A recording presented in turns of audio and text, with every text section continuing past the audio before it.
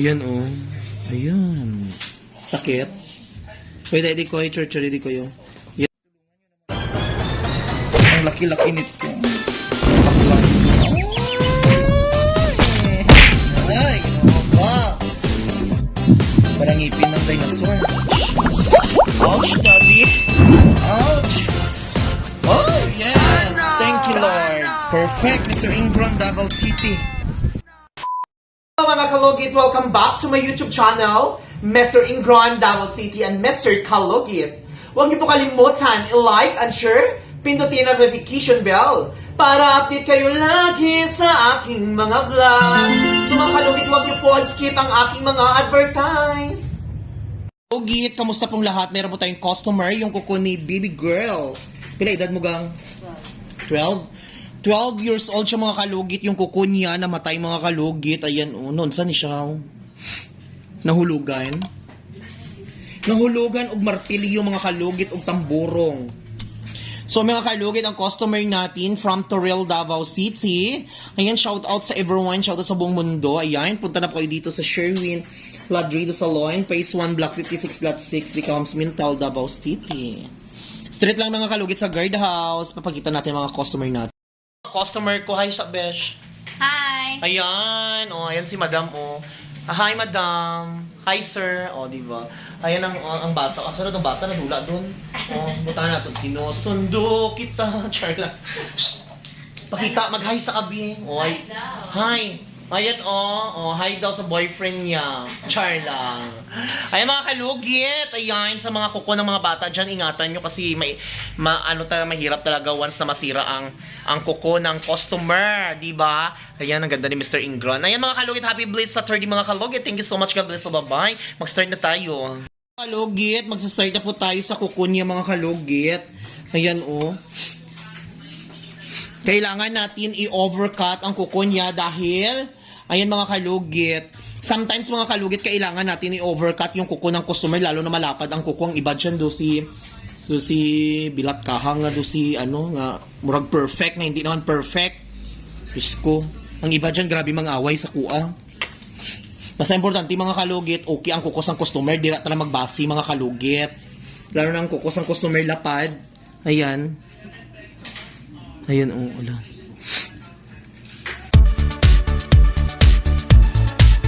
Hello mga kalugit! Kamusta po lahat? Punta na po kayo dito sa Sherwin Ladrido Salon, Phase 1, Block 56, Lot 6, Decoms Mintal, Davao City. Straight lang yan mga kalugit sa guardhouse. Magtanong lang po kayo dyan kung saan ang salon ni Mr. Ingron o Sherwin Ladrido.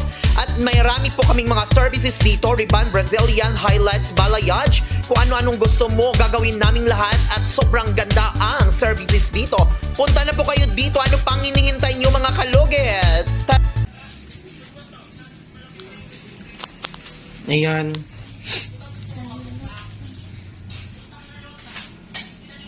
Yan mga kalugit, i-cut natin dito.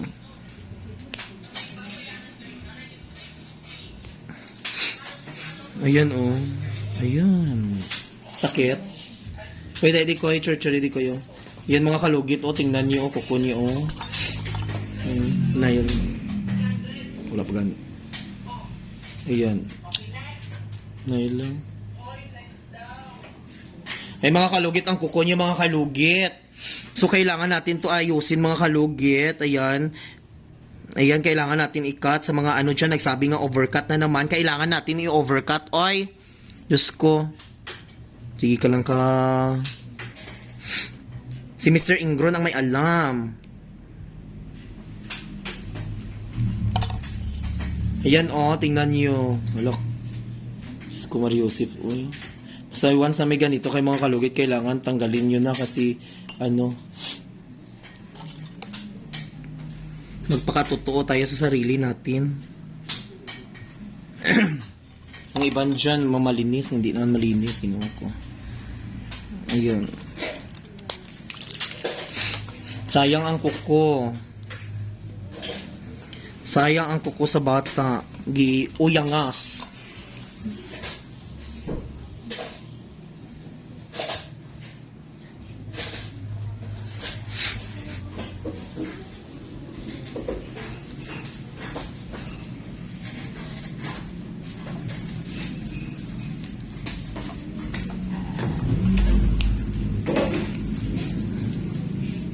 Magputs pa si madam to.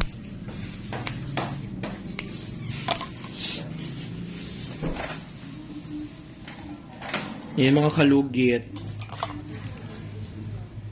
Kasi alam nyo mga kalugit, ang overcut mga kalugit, hindi mo talaga maiwasan na hindi ka mag-overcut. Ano ka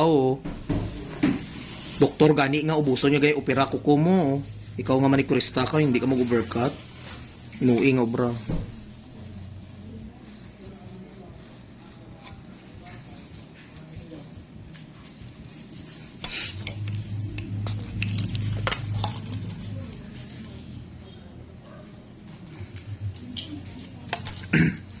Nag-itim. Sakit. Sakit siya. O sakit daw. Kunting tiis, maabot mo din ang pangarap. Pangarap mo na bumalik ang kuko mo.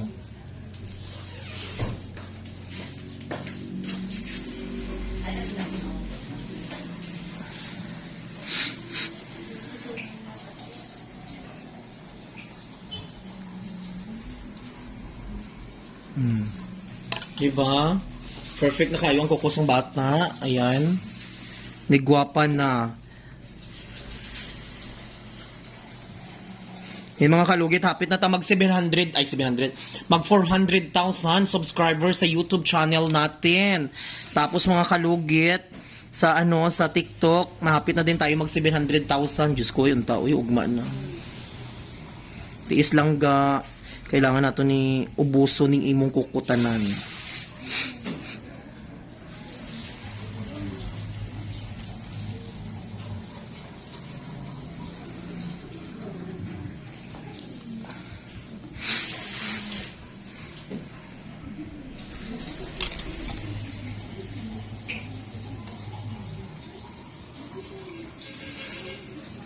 Naugot gid ako sa mga tao nga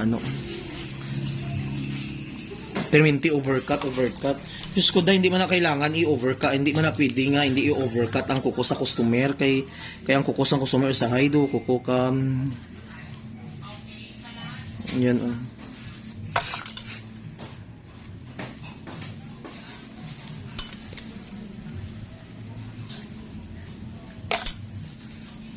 Milig bagod sila mag-compare sa isa ka Sko.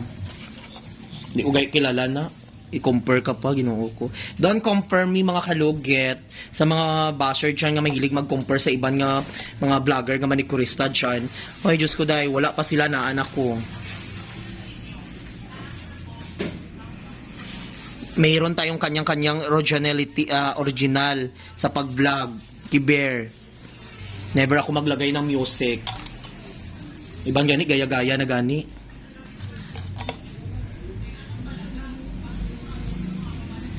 Okay lang yan sa akin kasi basta importante hindi lang sila mag-away sa akin. Huwag nila ako papatulan dahil baliw baya ako. Diba? Ha? Pebrero baya ako. Baka nakalimutan nyo, Pebrero baya ako. Pumapatol kaya ako sa mga sa mga buang-buang na matao. Diyos ko. Don't patol-patol me dahil di ba, Besh? Basta February, mga unsa Besh? Ayan. Okay na siya mga kalugit. Tanggal. Ayan, okay na siya. Tapos dito naman tayo sa kabila. Ayan mga kalugit. So ayan, shoutout everyone. Dito na tayo mga kalugit sa kabila niyang kuko.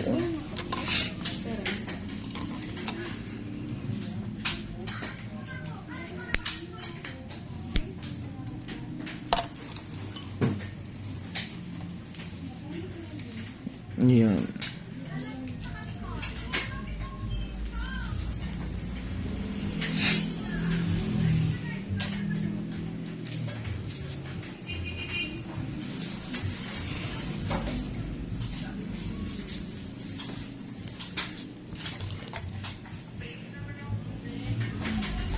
Ayan mga kalugit, sarap kayo sa feelings mga kalugit na malinis ang konsensya mo.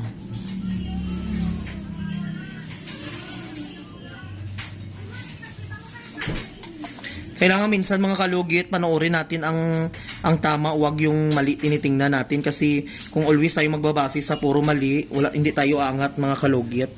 Kasi kadalasan kasi mga kalugit sa mali tayo tumitingin, hindi po sa tama. Di ba, Besh? Tama man? Ha? Exactly. Yes. Kasi kadalasan sa mga tao, sa mali sila nanonood, hindi sila sa tama. Ngayon tuloy, ang ibang mga tao, hindi umaunlad.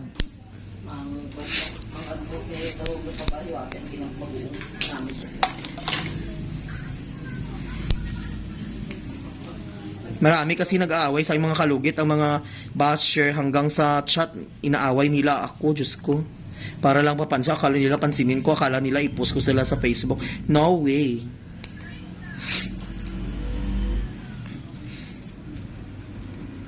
Tapos i-compare ako sa isa ka vlogger. Hoy, Kiber, mas gwapa ko dito sa iya, oy.